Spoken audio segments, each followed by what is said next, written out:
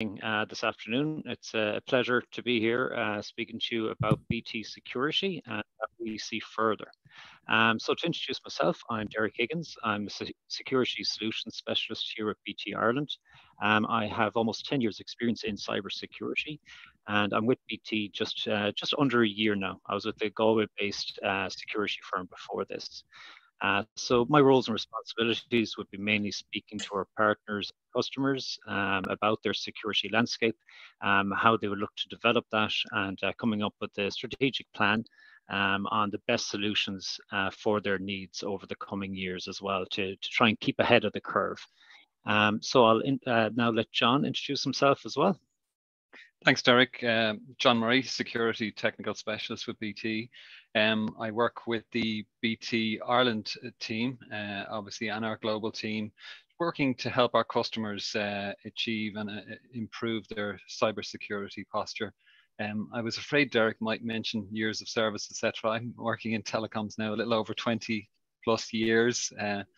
So yeah, quite a bit of experience both on the telecoms and IT side. Kick off, Derek, then. Perfect. Thanks, John. So what I'll do is I'll kick off. So I'm going to start off. I'm going to kind of speak about what we're seeing in the world of security at the moment, some of the headaches and obstacles that we're seeing, and how we're helping our customers and partners to counteract that. Later on, John will delve into specifics around DDoS trends we're seeing globally, and some of the things, some of the I wouldn't say the outliers, but some of the in-depth experience that we've seen around that as well. So to start off, what's happening in your world? So what's happening in your world, what's happening in our world, everybody's world out there at the moment. I have this broken down into three topics. So digital disruption, digital transformation, and digital consumption. So digital disruption, I would call this the digital revolution. It is already transforming many aspects of business and even whole industries. So modern techs and technologies are beginning to alter today's industries. So people are working different. There's a big disruption on how we used to work and how we are going to work going forward. Then on to the digital transformation, as you can see here, is key to business success. It be a move to mobile, to the cloud, AI, your OT, your IT environments, how they coordinate together and how they communicate together, and how it can help drive your business forward as well.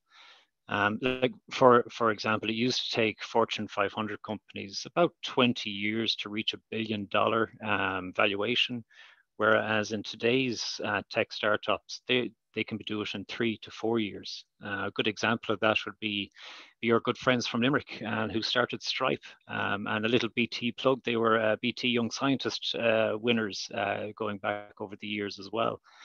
So they got to that valuation very quickly with their technology. So it's really driving business forward as well.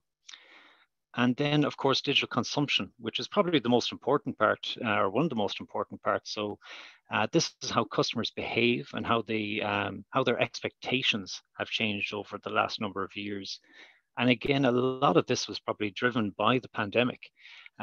So people at home, always connected, they have an appetite for demand and speed, convenience, and a non-stop connectivity, because whether we like it or not, we are always connected, be it on our phones or mobile devices, and our homes are becoming more and more connected, and let alone our businesses. So just moving on from there, the world, in regards to the digital consumption, the World Economic Forum has estimated that roughly 1 trillion of value could be created by digitalization over the next decade. So it is really picking up speed, and it is really lucrative for a lot of businesses out there. And if I could move to the next slide, it would be handy. There we go. So this is just a statement. I'm not going to read it out in full, but this is kind of in conjunction with the World Economic Forum in regards to those big numbers that we were just hearing about. It's almost, it's a strange way to describe it. You could almost describe it like global warming. Whether we like it or not, it is coming, and action would need to be taken now or very soon by organizations to get ahead of this curve. So by say 2030, next gen technologies will be in use for everything that we use. So as you can see there, the quantum computing and so on, everything is getting smaller and faster and more connected, no matter where we are, be that 5G, 4G, Wi-Fi 6, and so on. The future trends of speed and connectivity is always evolving. So security has to evolve with that. Security is almost a game of cat and mouse. So it's a matter of trying to stay ahead of the curve, seeing what's coming and getting ahead of that. So organizations do need to be implementing next gen technologies for security now to get ahead of this curve, because you don't want to fall behind. So we've gone into what we're seeing in the world at the moment. So what I'm going to delve into now is some of the obstacles, the cybersecurity obstacles and the problems that we're seeing. And this is from talking with our customers, with partners, with vendors, and with the wider environment, just to see what is happening out there. And I've this broken down into 6 categories. So the complexity of state, so your point solutions.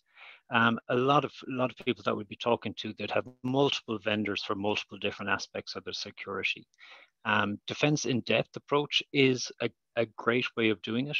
Having the specialists in the specialist areas doing those, but managing and controlling those and seeing what each of those vendors are doing can become very cumbersome and a large headache for our partners as well. So the whole having too many vendors can be a good thing and a bad thing at times as well, if you have the correct management systems in place for that. Then the next one here, it's a bit of a tongue twister for myself, but the heterogeneous environments. So this is your cloud migrations. So many companies over the last number of years have done the great migration to the cloud, be that Azure, AWS, Oracle, Alibaba, the list goes on. You may be a hybrid cloud, or you may be a one cloud shop as well. So it's where now that you have done that, where is your network perimeter? Where is your DMZ? People are connected from everywhere, off network, on network, working from home, working from mobile devices while they're doing their shopping, while they're picking up the kids and so on. So where is your network edge now, and where is your DMZ? Controlling that access and controlling that can be very, very difficult. Next is lack of situational awareness. So the cyber threat landscape. So for your organization or for your business, what are the threat actors after? How do they attack your specific organization? Each organization, say, has different crown jewels, be it a financial organization, a bank, to a tech company. The threat actors attack these organizations differently. They won't use the same tactics against multiple different organizations. So it's about knowing your enemy. You must know your enemy to protect yourself in the best way and manners as well. Lack of basic IT hygiene. So this would be, say, your vulnerabilities, making sure you've got a good patching, making sure you're on top of your patching, be that for your firewalls, your endpoints, be it if you use Windows for your desktop, for your users and so on. Again, your user access and your educating users. We're not all working in environments where people are tech savvy. You may be an environment where people might log into a desktop or a laptop once a week to maybe fill in notes or something like that. So having that end user education is key as well, to make sure they don't click on that link, that suspicious link that comes in an email. Always be questioning, is this actually from John? Making sure your end users are aware of it. It's always better to err on the side of caution than anything else. And your user identification, making sure that this login is actually Derek from his home office or from the actual head office as well, or the bricks and mortar office. So user access, making sure the right people have the right access to the right data and not above or below that as well. Then your complexity of regulations. Regulations is a minefield. I'm not a regulatory expert, and I wouldn't pretend to be. I'd have an idea of it, but to be an expert in it is quite a speciality. So be that GDPR in Europe or SIPA or HIPAA, and the list goes on, making sure that you are compliant in that. And be it that most organizations in Ireland are multinational, making sure that you are compliant in all the different regions as well. And then the big one is the skills shortage and the talent shortage. I believe it was just over 2 million cybersecurity vacancies globally coming up to the end of last year.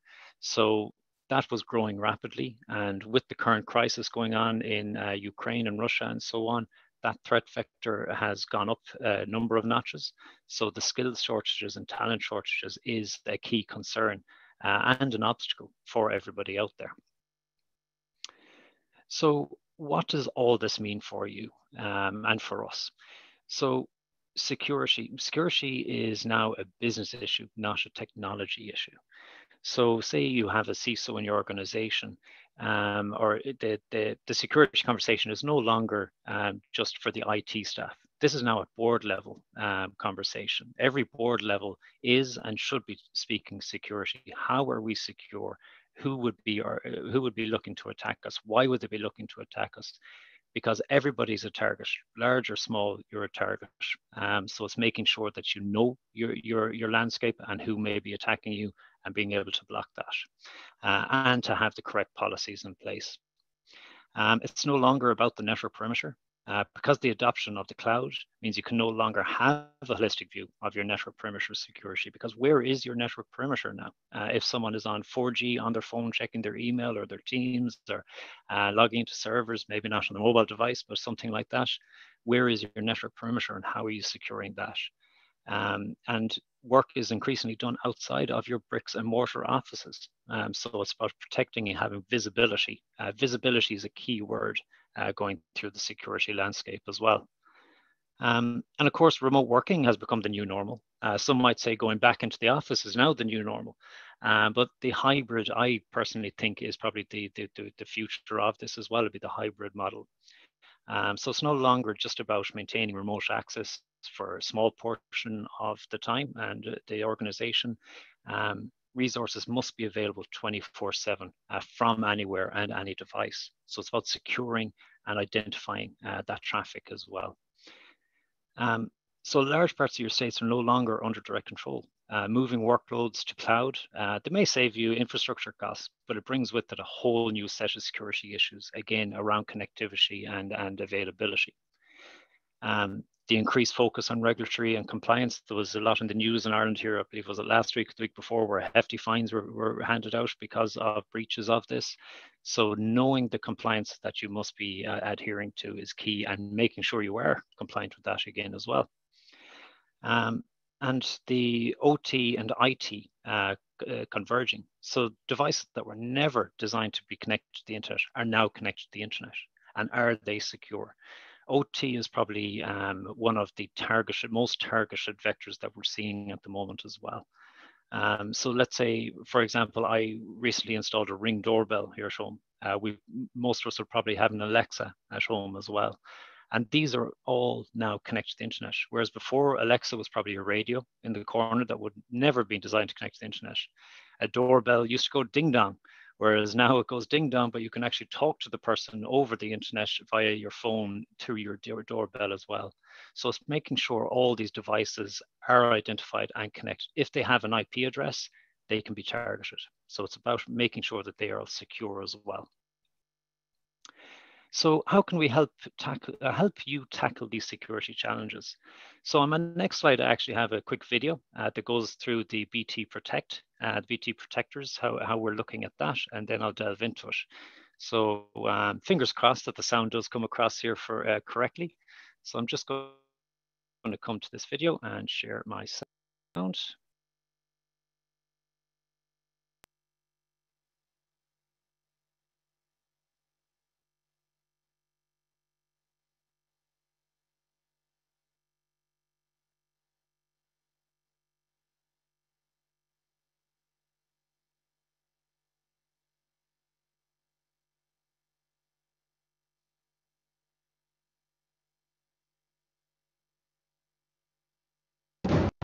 when it comes to keeping the world safe, it's like in the movies.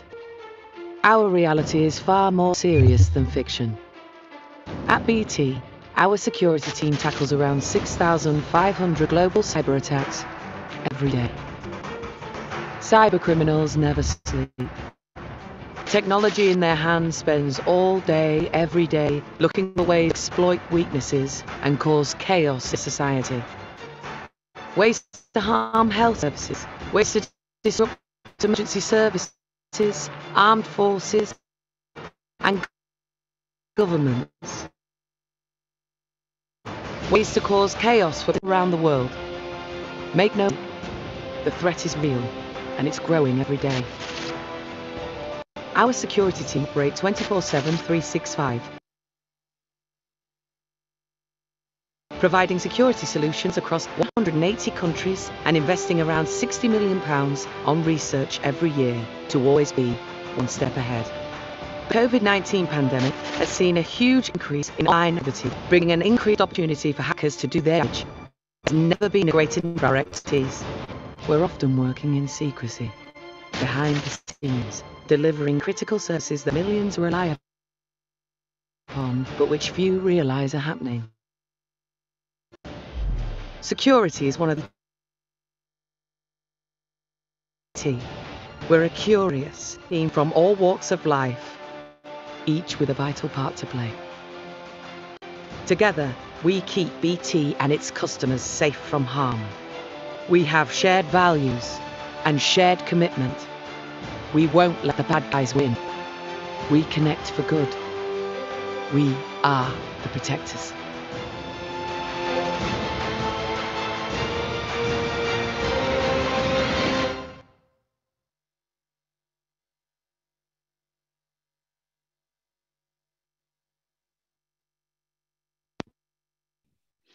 Now, I am conscious that that may have been a bit laggy. I see that in there. Always the joys of doing things live and videos and PowerPoints and sharing video and so on. So what I'll do is I'll share that video out in a link into the chat in a moment as well. And I believe one of my colleagues might be on the line. So if they have the link, they might pop it in there now as well. But I don't have the dramatic music or that sense of urgency in my voice in my presentation, but I hope it gets the point across as well that we do have the global network and we have eyes on the global network. So I'm just reaching in now to the whole topic of we see further. So what is BT security? We'd almost say BT security is one of the best kept secrets, which we don't want it to be a secret. We want to get the word out there that we do security and we do it very well. So we see further. The reason we say that is we have a global network. So we have a ringside seat on global threats. So if there is an issue or we see a attack occurring, we see it as far away from your network as possible. So whether it occurs in Algeria, in Australia, in Alabama, in Adair, in Armagh, we see it and we stop it as close to source as possible. But it's not just that we stop it. We do take that in, we analyze it, we investigate it, we learn from it, because each attack is different. Each virus is different. Each malware is different. Each DDoS is different. Each everything is different. So we dig into that and we learn from that. And that's what our protectors are doing on a daily and hourly basis as well. Log4j at the end of last year is massive. And we have not seen, I don't think we've even seen the start of that yet, in my own opinion. The dangerous part about that is it could be in people's networks and you just don't know, and they're just waiting to activate it in the background, or they're sniffing around the network. So that's where our protectors are coming in, viewing this, see how it behaves, what it does, and looking out for that information, and then being able to go into people's networks and see if it is in there. So we also have our vendors. So our vendors go through a rigorous testing before being onboarded into our portfolio. So we make sure that we have the best of breed for our customers. We're not single vendor agnostic. We've multiple vendors for each of our offerings. So that's where we would come in. We'd make sure that we are proposing the best solutions for our customers as well. One size does definitely not fit all in the security world. And it goes to what we call our Cyber Assessment Lab, or CAL. Now, I'll dig into that in a little bit as well, a little bit in a moment. We're in over 180 countries, protect some of the world's largest organizations. We also do nation-state level. Oh, the whole just went off there for some reason. We also do nation-state level security. So think the most secure locations in the world. We're doing the security and the protection behind that as well. So we protect our customers the way we protect ourselves, and protect these locations. We're, as I mentioned, in over 180 countries. We've got over 3,000 security experts and 16 global SOCs, soon to become 17. The 17th will be onboarded mid this year, and it's quite close to home as well. We see 6,500 cyber attacks each day. So as you can imagine, our protectors are quite busy analyzing, reviewing all of these, but 6,500 globally we see activating each day. We've got security consultancy. So these are our regulatory experts, and they also are industry experts as well in the different fields. We've got the global compliance team as well. And we also do what is pretty cool is red teaming, blue teaming, and also purple teaming. So the red teaming, if people aren't aware of that, it's actually pretty cool. So the red teaming is where, say, someone might come to us and say, we want you to pretend to be the hackers or the people trying to get into our organization and coming to try and attack us and hack us and give us full information. So it's full, obviously very NDAs, every place with no information would be shared, but think of people following people into banks. That's what the red team would be doing. They'd set up mock roadworks outside of your location, and they may have cameras facing your swipe pads to see if they can pick up people's PIN codes coming into the office. They would set up fake Wi-Fi access points in your networks, and even microphones and videos inside of boardrooms. The blue team is the opposite of that. That they're the people blocking the red teaming. So you might hire one organization to red teaming, another organization to blue teaming, and let them do battle outside and see where your weaknesses and strengths are. And then guess what? When you mix red and blue together, you get purple. So we do purple team, which is a mixed bag of both of those two things together. It would be remiss of me not to mention this. I cringe a little bit. I'm not a marketing person, but this is real, and this is brilliant to see. So the IDC named BT as a European Managed Security Service Provider leader. So you can see we're in the top right-hand corner here. A lot of other household names like IBM, Accenture, and the list goes on there, but we are leading the way in managed security solutions. A lot of drivers behind this, but our regional security operation centers are qualified local security practitioners in multiple regions across the globe. And also we have recently deployed Eagle Eye, well, late last year, Eagle Eye, which is a BT grown system with AI intelligence that can help remediate in real time any issues inside of your network as well. And we have a number of other investments as well, like Safe Secure, which will give you a cyber security, cyber maturity score, and also give you a roadmap going forward on where you may be weaker and where you may be stronger, so you know where to invest going forward. Then we have a full range of solutions to address business outcomes. So in here, we've got managed security, threat intelligence, and security advisory. So our managed security is at the heart of everything we do. So we offer managed security services in cloud, endpoint, network, data, applications, identity, and the list goes on. And we've got some of our security partners down the bottom as well.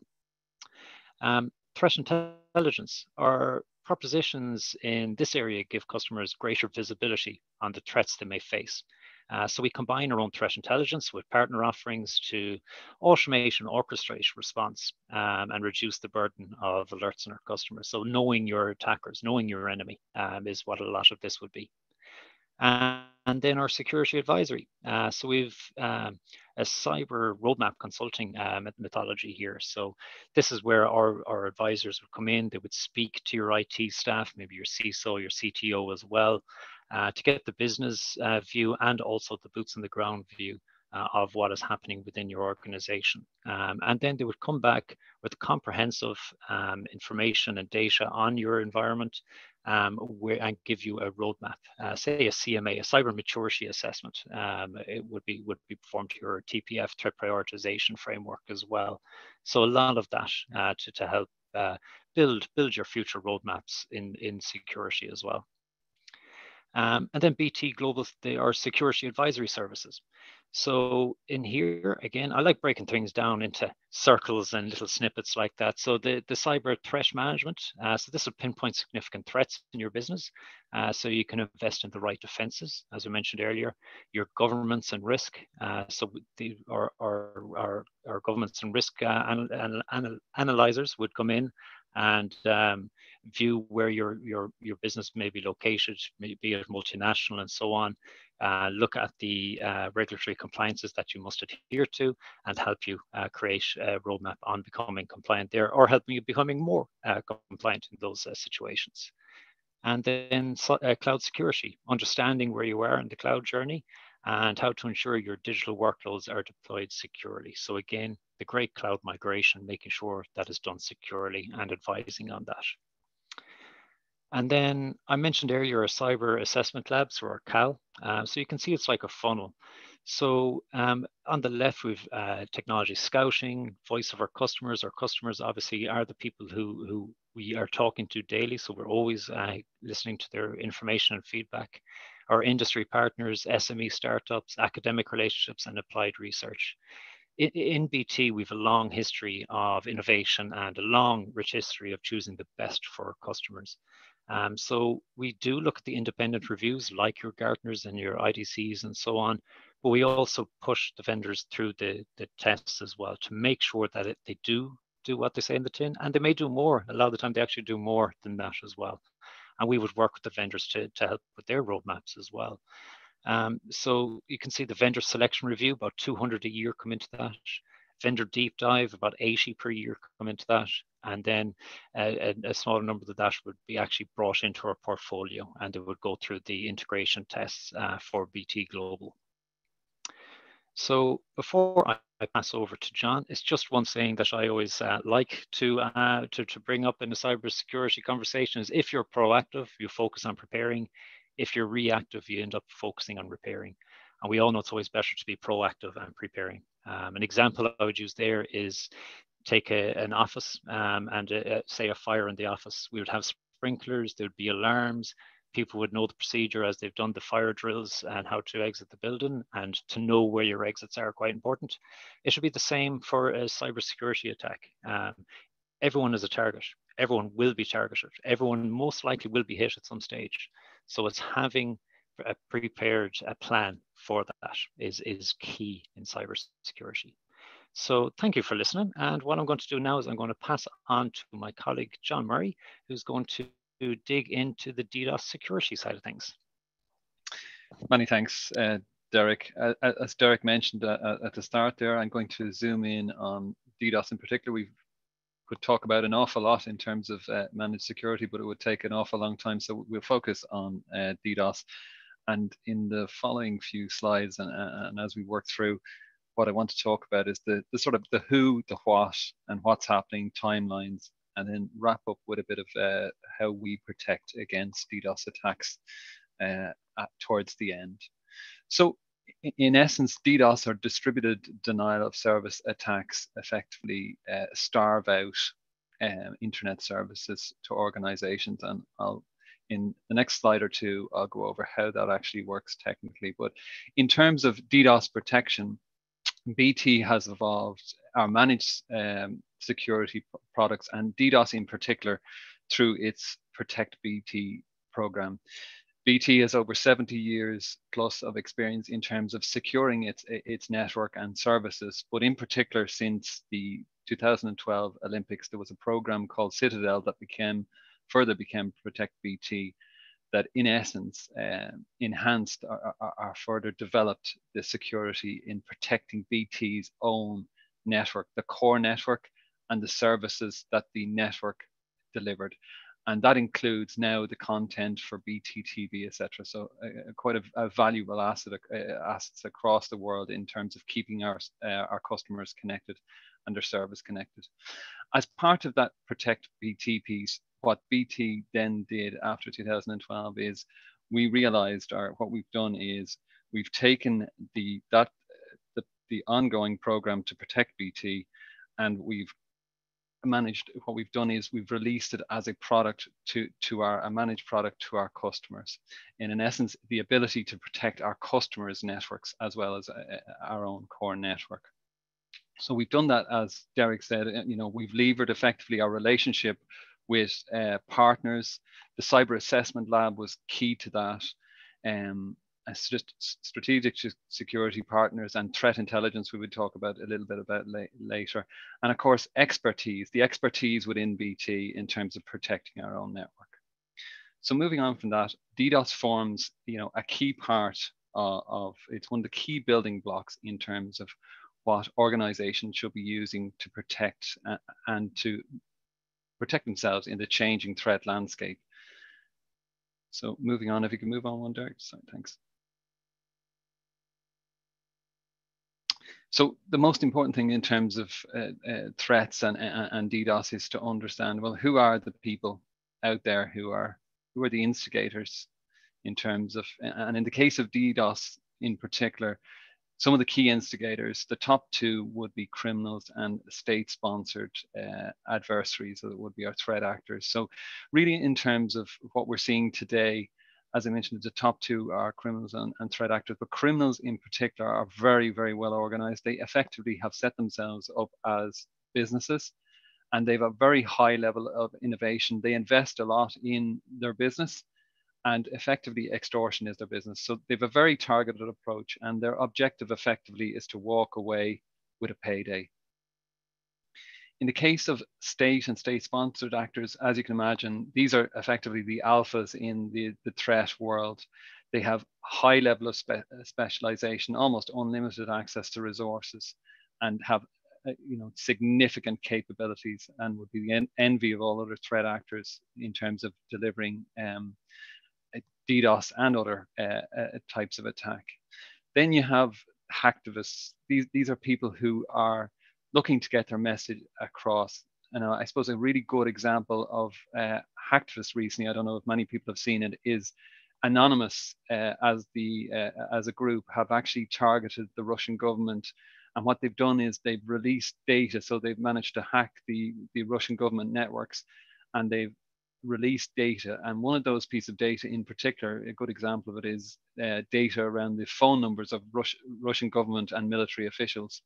And what's happened as a result of that, that could be network data or otherwise, but what has happened as a result of that data release is the Ukrainian citizen army and people who are who support Ukraine have actually been able to just literally ring those numbers continuously day and night, and in essence form their own human form of DDoS. In other words, they're calling those people all the time and making those numbers effectively unusable. So we also have hackers, and hackers are out there, and their objective really is just because it's in essence to prove themselves and to be able to vandalize sites using DDoS maybe as a deception or a way to vandalize sites or stop service, but it's a just because situation.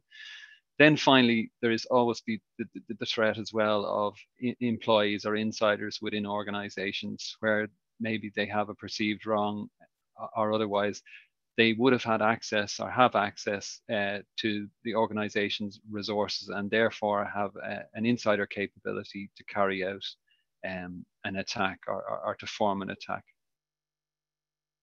So we move on one, Derek, please.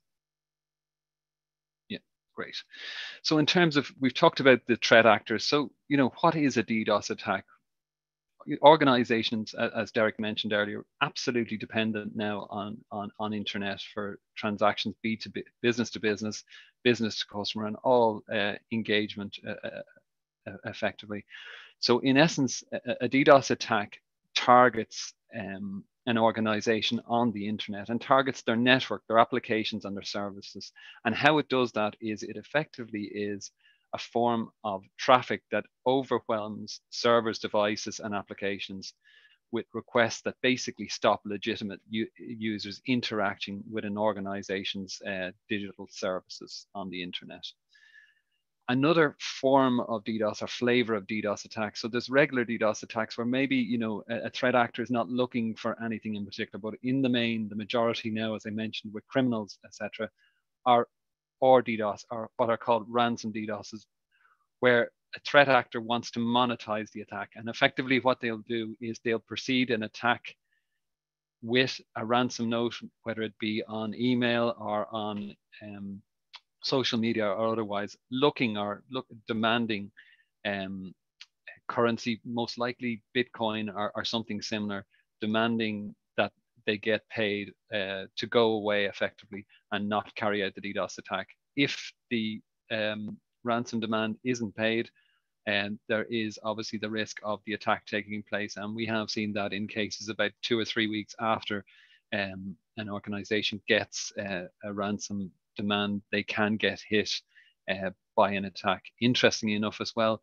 the way the attacks are formed as well, they tend to happen out of business hours. A little bit of social engineering thrown in. It's a Friday afternoon at 5:30 or 7:30, or a Saturday morning early on, where it's more difficult for a business to react to the ongoing attack, and therefore puts the organization under much more pressure to go and pay out the ransom demand of the DDoS attacker. And those DDoS attacks can go on. We've seen those attacks, those ransom-based DDoS, go on in terms of intermittently on and off, maybe for a few months, where an organization may not have proper DDoS protection in place. So the DDoS threat actor will come and go as they wish in terms of taking out customer service. So in terms of the types of DDoS attack, DDoS effectively operates, as I mentioned, by, in essence, sending lots of traffic to a target organization's digital infrastructure, their network on the internet, and in essence starves out things like bandwidth, etc. So the first type of DDoS attack is a volumetric attack, and that relies solely on a huge amount of traffic going to the target site and basically filling up the pipe, and therefore regular users cannot interact with the system. A state exhaustion type attack is where the threat actors can take attacks, and what they will look to do here is not necessarily just fill up the pipe, but they'll look to exhaust the equipment that connects to the organization's digital infrastructure to the internet, whether it be a firewall or a router. In essence, it doesn't have to fill up the pipe. It just the state exhaustion attack just has to exhaust the resource of the router or the firewall, putting it into a state, maybe a lockout state, where it can ship traffic, filling up memory, buffers, or port count. An application layer attack effectively is where it's targeted at layer 7, the application layer itself, looking for specific vulnerabilities or issues, and basically stopping an application on the internet, maybe a web service or something similar, from operating back to customers and users. So all in all, the impact of a DDoS attack can start off, as a reduction in access or speed or response of an organizational services back to its customers. It normally then results in a complete outage for a duration of time. The complete outage could be 10 minutes, it could be an hour, it could be a number of days, and I'll talk to that later on as well, as we have some stats on that. It also could relate into other performance issues. The tools and technology to enable this are, you may have heard of it before, things like botnets, DDoS for hire, and code and toolkits. Very quickly, bots, and Derek talked about all the devices out on the web. There's thousands and millions, billions of devices getting added, obviously, to networks daily and weekly. So botnets are effectively where threat actors capture or take control of devices, and what they then do is group them together to form botnets. And then what they can do then is, on the second piece, they can hire out or use that botnet to generate a lot of traffic to throttle out the target location and create the DDoS attack. Or what they can do with more and more specialization nowadays, threat actors specialize in just providing those botnets as a DDoS for hire service. In some other cases, you can have a DIY type of approach where there's plenty of code and toolkits on the web today, along with YouTube videos where you can build your own DDoS attack. So it's a very low bar to entry, as we'll see. If we could go to the next slide, please, Derek. Thanks. So just a DDoS by the numbers, just a few numbers just for information here in terms of DDoS. So last year there was around 9.7 million DDoS attacks globally. It just gives you a sense of that. So that's 1 every 3 seconds, roughly speaking, if my maths is correct. In some cases, just as one example, the kind of damage they do monetarily to businesses, there was a US service provider that's estimated to have lost in terms of revenue and the extortion factor about $9 million based on one particular DDoS attack. So they can have very significant impact on companies. If you think about the number of transactions, whether it's a service you're providing, if it's voice over IP, or if it's a site where people are purchasing, where effectively the user just cannot interact, and therefore for every second money is lost by a business, or its ability to interact with its customers and businesses are completely stopped. So the final piece there is 0 to 6,500 euros. That's the cost. It literally is a very low barrier to entry, as I mentioned. It can cost as little as €0 in terms of the code and the toolkit. But if you want to set up a really, really big attack, it's around 6,500 euros.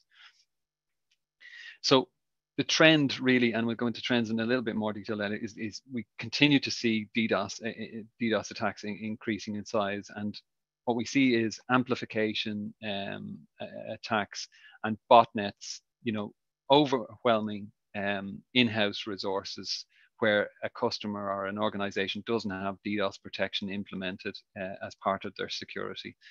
So it's used as DDoS is quite often used as a diversionary tactic as well, as part of a multi-pronged attack. So maybe when a DDoS attack happens, it ties up the IT and the security team in terms of looking after the DDoS attack. And while they're distracted, some scanning, reconnaissance, maybe command and control or lateral movement can be taking place, maybe to enable a further attack or the injection of ransomware, or to take advantage of an exploit, many different things there. But DDoS is quite often used as a diversionary tactic in attacks. And as I mentioned there, there's an increasing trend as DDoS as a service, because the threat actors are getting more specialized, so they're cooperating an awful lot more. And what they're doing is the specialization means that they are selling elements of their expertise to each other. So they may not singly run a DDoS attack themselves, but they may sell it off to another threat actor.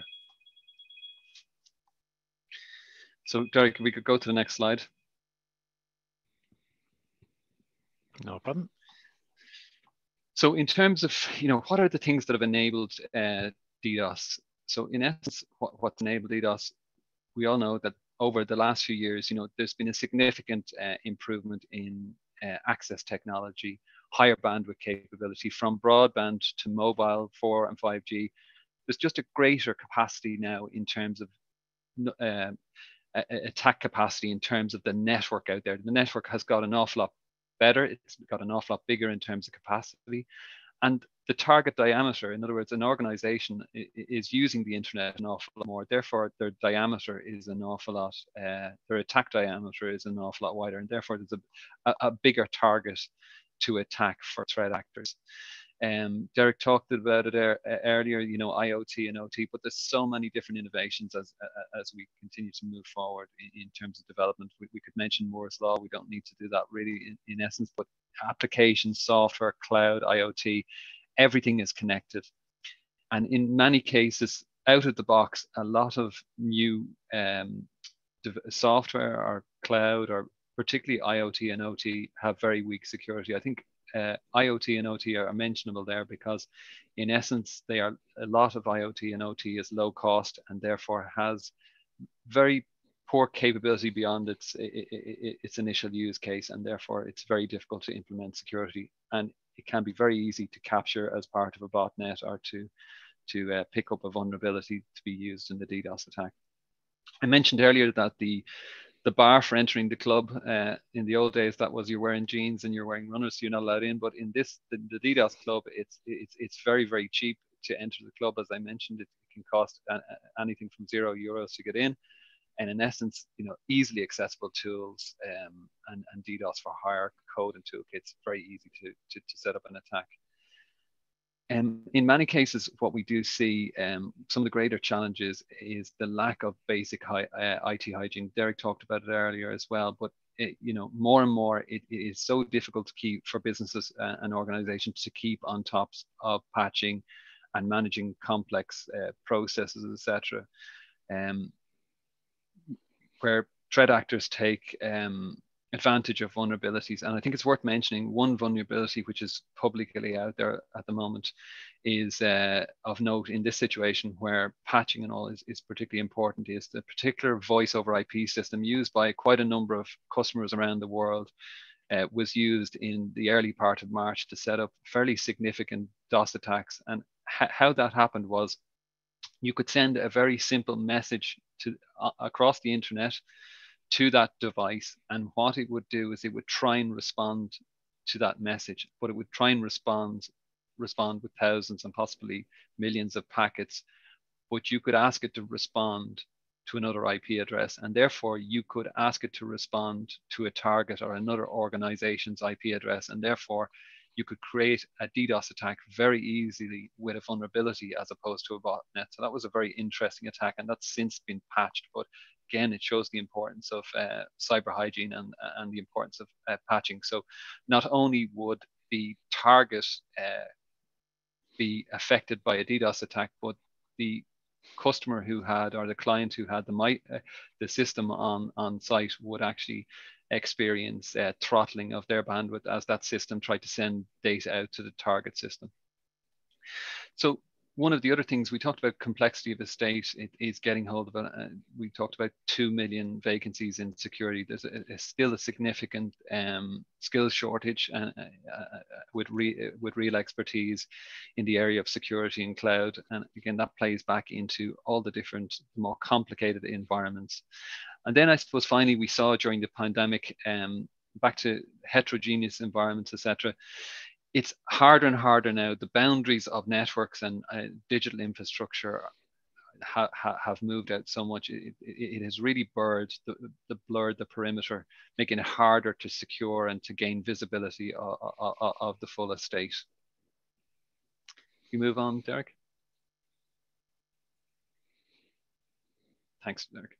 So just a little pause as we progress. So in the context of DDoS, a little pop quiz here, maybe not quite the back of a cereal box, but in essence, the number 10, we'll just pause for a minute, 20 seconds, and have a think about what the number 10 means in the world of DDoS.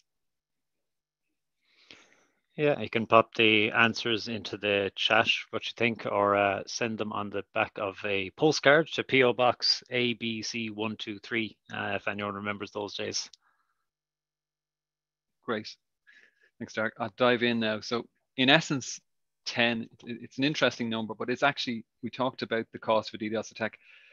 It's one of the most common. 10 is the cost, €10 to get a fairly significant DDoS attack. And interestingly enough, what's been found in the UK very recently is that children as young as 9 years of age, by the NC, the National Crime Agency in the United Kingdom, discovered that kids as young as 9 or 10 years of age have been able to launch DDoS attacks. And this is got the police involved, who have now set up a campaign of awareness in the schools. Obviously, it comes under the banner of cybercrime. So what the kids are doing in many cases, and BT saw this when it was involved, BT uses Protect BT in the EE network. And this is something that we saw also are experienced in the EE network, where kids online are attacking each other using small DDoS attacks or large DDoS attacks and firing them off against maybe a competitor on Fortnite or Call of Duty or whatever the game might be, to take them offline and be top of their game, as it would be. So that's an interesting one in terms of, again, that's that low bar for entry, very easy to set up a DDoS attack. So getting into the actual trends in the recent past, in 2017, for example, starting there, major botnets were shut down by in the West by government agencies, and for a few months what we saw is a reduction in the amount of DDoS attacks, but very, very quickly that capability was replaced and even grew. And in terms of, at the time, from 2017 or beforehand, really it was financial and gaming sectors that were really prioritized by threat actors in terms of targets. Whereas now that has shifted somewhat. Again, it's all going back to the fact that threat actors really trying to monetize DDoS and or DDoS attacks. So they were really in the crosshairs, but now that has spread. Threat actors have moved out and diversified into other sectors and are looking to target other sectors which are quite lucrative. So in 2021, obviously we saw the pandemic, we saw the significant dependency as everybody went home in terms of VPNs and digital infrastructure. And in Ireland and Europe, what has been seen in terms of DDoS is that there was a significant increase in DDoS attacks.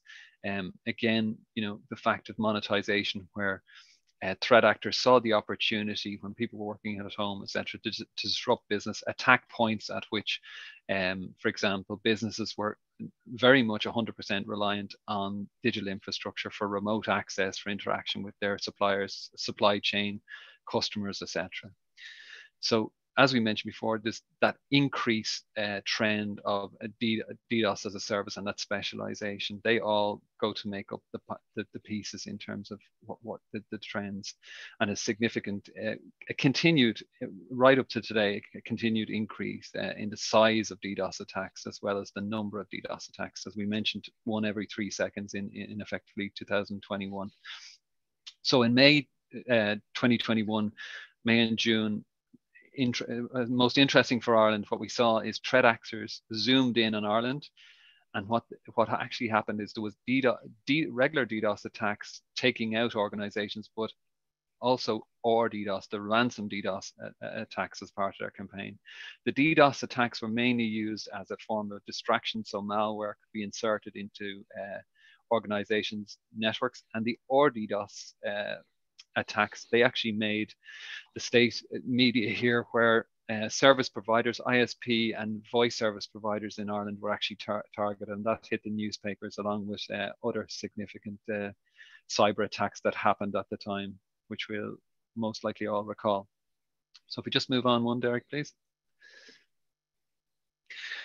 So what's happening now? We talked about what's happening during the pandemic and beforehand. Right now, from 2021 onwards, attacks have got more complex.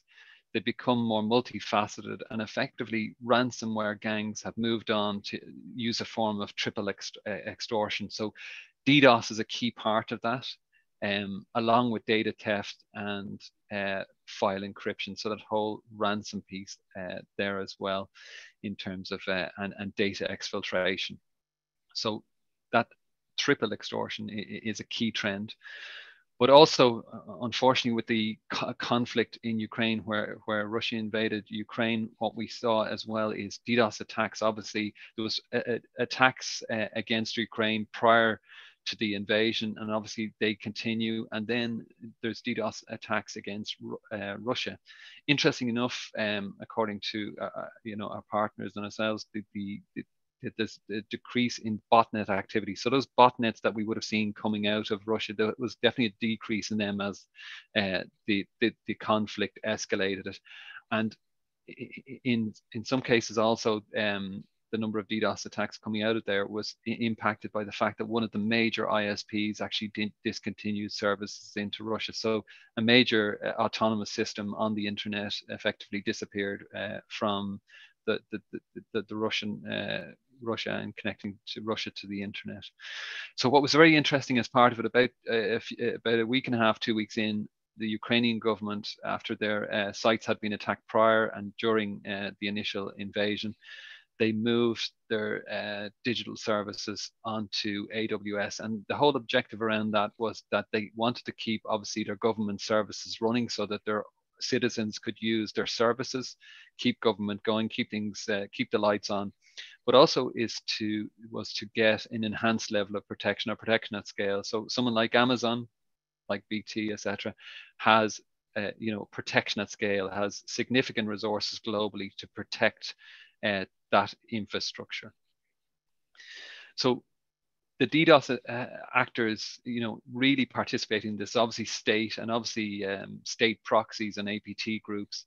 And also there's crowdsource attacks. So many hacktivists, again, we mentioned Anonymous being one of those, but lots more other hacktivists getting involved and attacking both of those countries' infrastructure. I think outside of the Ukraine as well, there was a significant attack on Israel, such that it was an attack on a DDoS attack, or a group of DDoS attack on the Israeli government sites, and that actually sparked a state of emergency in Israel, which was very interesting. Again, allegedly, and I have to say allegedly, the threat actor in that case was actually a state-based actor. We won't mention names, but that's fairly easily found on trusted sites on the internet. So I think, what's the story, or what's the trend all around this? We mentioned that triple extortion, but with the conflict in Ukraine, with all the really an uptake in state-based and hacktivism, APT groups, etc., there is potential in other scenarios where threat actors can take advantage of this fog of war, all this the cyber warfare, and possibly cyber crossfire for other campaigns. So the chances of some of these attacks going to the wrong IP addresses and hitting other organizations is high. And also the ability for threat actors to hide amongst all this noise along with that. And the other thing I meant to mention as well is, obviously, European governments, as we moved into the conflict in Ukraine, European governments and businesses, as a result of the sanctions and the continued sanctions being implemented against Russia, are on heightened alert, because there is an expectation and some experience that of reconnaissance and also of some attacks as those sanctions take hold. You could move on a bit, Derek. Yeah. Just to give you a 2-minute warning, yeah. John. Yeah, thank you very much. I always need one of those. So just very quickly, we mentioned just in terms of the trends in Ireland, one of the more interesting trends in Ireland was, as we mentioned, the attacks in May of last year, and they were combined DDoS and DDoS attacks. DDoS attacks for ransomware, and DDoS to exploit Bitcoin off, in particular, service providers. I mentioned they made immediate, but interesting to see some of the biggest attacks there, 178 gigabits, and peak duration. So some of the DDoS attacks are very short, but some have a duration of up to 7 days. So if you can imagine, being off the air for 7 days is quite an impact to an organization in terms of interacting with its services, customers, etc. If we move on to the next one, Derek, as I try to get inside my 2 minutes. So in terms of what we continue to see, so again, I think I've repeated it a few times, but we continue to see DDoS attacks rising, and it'd be interesting to see as well with the, as I mentioned, the threat, or that heightened state of alert with the sanctions on Russia, etc. Both hackers, maybe government agencies, etc., maybe attacking the West. What we'll see this trend, but this trend, again, just to reiterate, is just for Ireland, and it's the number of DDoS attacks to date since January, and we can see it continues to grow.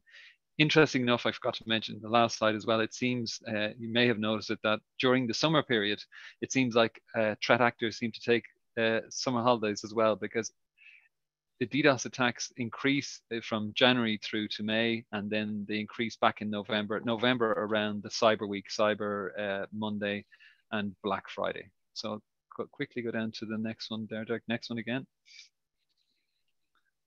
So in terms of what we offer, BT offers a managed DDoS service, and to protect our customers. And effectively, that service is fully integrated into our network, and it's enhanced by threat intelligence from both BT's global network and from our partners.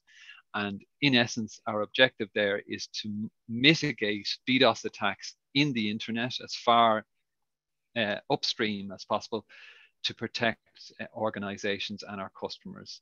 That's particularly for organizations on the BT network, but we can also offer protection for organizations that are not on the BT network as well. All of this provides automated DDoS protection to save time for IT and security teams in businesses and to maintain their uptime and their business continuity. And as I said, mitigate attacks upstream. And finally, the last slide, just outside my 2 minutes. So again, just to reiterate, we see further. So as Derek mentioned earlier on, security is very much integrated and built into our network. We take the experience from BT, our level of expertise, we road test with our partners and vendors. We have a long and rich history of innovation in both Martlesham and in our in the CAL, as Derek mentioned. Our experience of scale, our networks are, they're large global carrier networks. We have that depth of experience and we understand the threat environments, and we lead on intelligence. So we've accessed not only from partners, but also from the likes of Interpol, NCS, the National Cyber Centre in the UK, and global intelligence from vendors and other sources. And in essence, as we mentioned, we are state protectors. So we have that level of expertise right up the state level to protect states, public service, etc., which helps us overall protect our customers. Yeah, brilliant. So I think that's it. And I think, yeah, I suppose thanks very much for having us on, and special thanks to Seamus Downing. I see him there. My ex, I won't say old lecturer Seamus, but my ex-lecturer back in the day, and to Joe and all the team at iTag. Thanks very much for having us on. But feel free to reach out to us on LinkedIn and so on. Sorry, was there a question there? No, I don't think so. There. Yeah, I'm conscious we run out of time, but did anybody have any questions along the way? I know